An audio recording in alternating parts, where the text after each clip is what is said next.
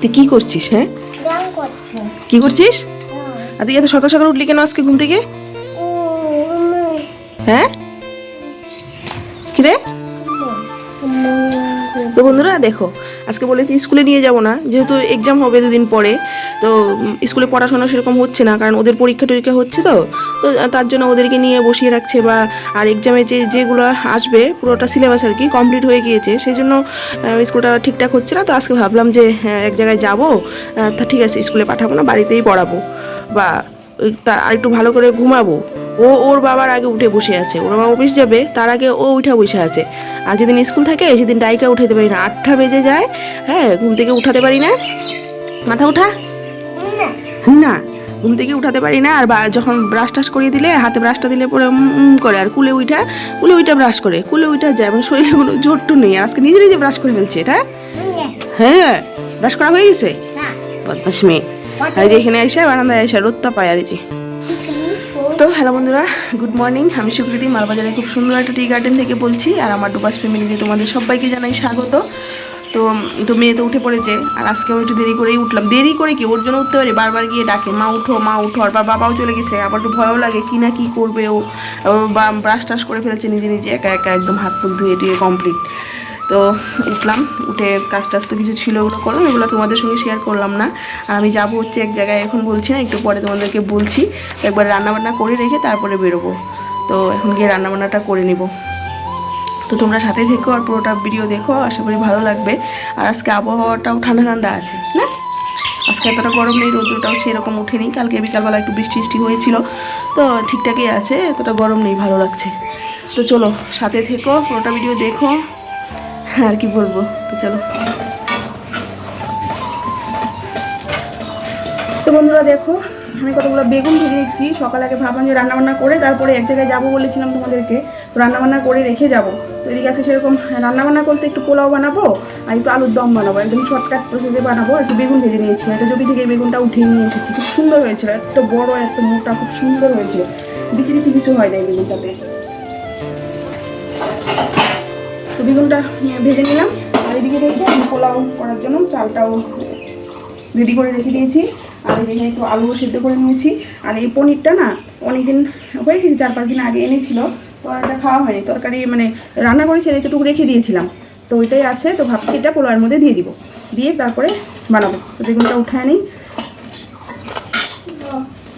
আর গিয়ে রেডি হতে হবে, স্নান করতে হবে, পূজা দিতে হবে, অনেক কাজ আছে। তাই ভাবলাম যে তাড়াতাড়ি গিয়ে রান্নাটা করে রেখে তারপরে করবো। আর আজকে নিরামিষেই রান্না করবো। তো চলো রান্নাবান্না সেরে নিই, তারপর তোমাদের সঙ্গে কথা বলি। তো চলো। তো আজকের রান্নাগুলো না আমি এই যে আমি সে অতুনুদার রান্নাঘর থেকে মানে পুরোটা ভিডিও দেখে মানে ওনার রেসিপি ফলো করে রান্নাটা করছি। তো আমি পোলাওটা মানে আমি যে কোনো জিনিস রান্না করি না কেন, মানে নতুন কিছু, তো ওনার কাছ থেকে ওনার ভিডিও দেখে তারপরেই করি। তো উনি খুব সুন্দর রান্না করে, আমরা তো সবাই জানি তাই না। তো ওনার ভিডিও দেখেই আমি পোলাওটা বানাচ্ছি। তো উনি একটা নতুন মানে ভাবে শিখিয়েছে, তো ঘি আর হলুদটাকে মানে গরম করে দিতে। তো যখন আমি ঘি হলুদ আর মশলাটাকে চালের সঙ্গে মিশিয়েছি না, মানে এত সুন্দর একটা গন্ধ বেরিয়েছিল, খুবই ভালো লাগলো। মানে গন্ধতেই মানে বানাইনি আগেই খুব সুন্দর একটা গন্ধ বের হয়েছিল। তো দেখো এদিকে আমার পোলাওটা হয়ে গেল, আর এদিকে আমি আলুর দমটাও বানিয়ে নিচ্ছি, ঝোল দিয়ে নামিয়ে নেব। তো বন্ধুরা তোমাদেরকে বলেছিলাম না যে যাবো এক জায়গায়, তো সেই জন্য রেডি হয়ে পড়েছি। দেখো শাড়িটারি পরে নিয়েছি, আর কোথায় যাব কি সেটা তোমাদেরকে যেতে যেতে বলছি। হ্যাঁ, তো চলো, ইয়েলো কালারের শাড়ি পরলাম, তো কেমন লাগছে বলো। আর একটু দেরিও হয়ে গিয়েছে, সব কিছু করে রেখে যেতে দেরি হয়ে যায়, যতই তুমি তাড়াতাড়ি করো না কেন তাড়াতাড়ি সেটা হয় না। তো চলো, ওরা বের হয়ে পড়েছে, রাস্তা দিয়ে যাচ্ছে। তো চলো, এই জুতা ছাড়াই চলতেছে।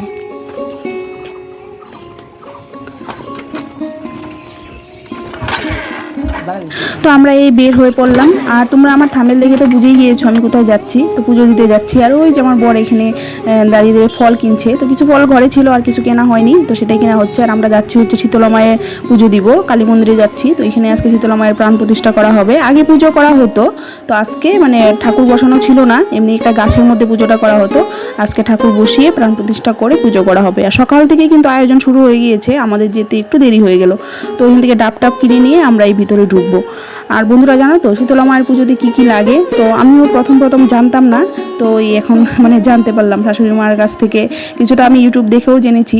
তো ওনার নাকি মানে মায়ের ঠান্ডা জাতীয় ফল মানে ফল ঠান্ডা জাতীয় জিনিসই লাগে, যেহেতু ওনার মানে রোগ বিধির জন্য আমরা এই মাকে ডেকে থাকি, যেরকম ফক্স, চিকেন ফক্স, হাম মানে রোগের জন্যই তো আমরা ডেকে থাকি। আর এইসব হামটাম যখন বের হয় না, ঠান্ডা জাতীয় জিনিস খেলে পরেই মানে শরীর ভালো থাকে, ওর জন্য ওনার মানে প্রসাদেও ঠান্ডা জাতীয় জিনিসই দেওয়া হয়, যেরকম পেঁপে, তরমুজ, ডাবের জল, ডাব, তারপরে তাল মিশ্রি, এগুলো মানে দিতে হয় পুজোতে।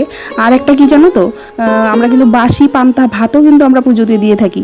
তো কাদের এদিকে হয় কি না হয় জানি না, আমাদের এইখানেও হয় না, কিন্তু আমাদের ওইদিকে শ্বশুরবাড়ির ওইদিকে কিন্তু আছে। যেদিন পুজো করা হবে সেদিন কিন্তু আমরা বাড়িতে আগুন টাগুন কিচ্ছু জ্বালাই না, আগুন জ্বালানোটা যেহেতু গরম, তো আগুন জ্বালাই না, আগের দিন রান্না করে রেখে দিই, আর সেই ভাতেই কিন্তু আমরা পান্তা ভাতটাই খেয়ে থাকি। আর প্লাস ভালো মানে নিরামিষভাবে রান্না করে সেই ভাত রেখেও দেওয়া হয়, আর সেটা দিয়ে পুজোও করা হয় পান্তা মানে আগের দিনের বাসি পান্তা ভাত দিয়ে। ওম নমামি শীতলাং দেবী রাজস্তভাং দিগম্বরী মার্জিন কলশো বেতাং সুলাম সুতং পস্তাং বন্দে ভং শীতলাং দেবী কৃষ্ণা।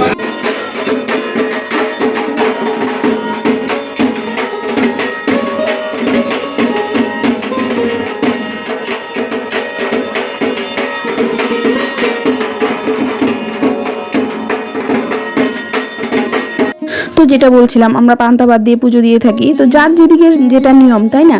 আর উনি যেহেতু শীতলা মা, শীতল করে শরীর শীতল রাখে, আর পান্তা ভাত খেলে পরে তো শরীর শীতলেই থাকে, তাই না, ঠান্ডা থাকে।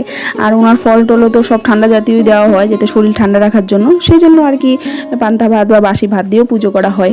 তো আমাদের এদিকে হয়, কারোর দিকে নাও হতে পারে। আর এদিকে দেখো যজ্ঞ করা হচ্ছে, আর পুজো প্রায় কমপ্লিট হয়ে এসেছে, যজ্ঞটজ্ঞ হওয়ার পরেই শেষ হয়ে যাবে, আর আমরা প্রসাদ টসাদ খেয়ে বাড়ি চলে যাব।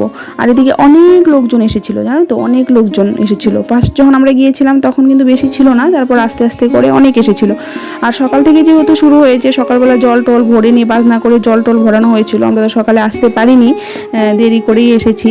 তো এখানে যারা লোকালে ছিল তারা ভরে নিয়ে এসেছে, আর খুবই মজা হয়েছিল। লাস্টে যে ওইটা মনে হলো মনসামার গাছ, ওই যেটা, তো ওই যেটা এটাতে আগে পুজো করা হতো, ফার্স্ট যখন এসেছিলাম এই যেটাতে পুজো করেছিলাম। তো ওইখানে এখন ডাবের জল আর তেল সিঁদুর এগুলো দিয়ে তারপর একটু সিঁদুর খেলে বাড়ি চলে যাব। কি মুছবো? সিঁদুরটা মুছবো নে এমনি। তো এই পূজা টুজা করে আমরা চলে আসছি বাড়িতে, আর তোমাদের সঙ্গে আর কিছু শেয়ার টেয়ার করা হয়নি। না, আর করা হয়নি, লাস্টের দিকে আর কিছু শেয়ারই করা হয়নি। রং সিঁদুর টিঁদুর খেলা টেলা সেই মজা হয়েছিল। আমি বেশি খেলিনি, কারণ ওই যে উনি যাবে অফিসে, ওর জন্য একটু তাড়াতাড়ি করেই চলে আসলাম। নাহলে এখন সবাই যারা সিঁদুর খেলছে ওরা এখনও সেই মজা আনন্দ করছে আর কি। আমি না এসের ফুটাই নেই, যজ্ঞের ফুটাটা আমি নেই। তোমরা ফাঁকে দিয়ে পাই গেছো, তোমাকে তো ডাকলে পরে তুমি খেয়ে পাই যাও। ডাকছি তো, আমি কেমন ডাকছো? হ্যাঁ, আমি তো পরের বার দিতাম। পরের বাড়ি তো দিছি আমরা, আমি পরের বার পরের বার দিতাম। আরেক পরের বার দিত না, এটা ওরা পায় নাই দেখে পায় গেছে। আমি করছিলাম না, তুমি যদি ওরা যদি বলতো আর না দিতা, তাহলে ওরা তো হাতে ফুল নিয়ে শুনে না, ওর জন্য। আমি শুনতে পাইনি। ঠিক আছে, মন থেকে দিলে পরে অত শুনতে লাগে না মন্ত্র, তাই না?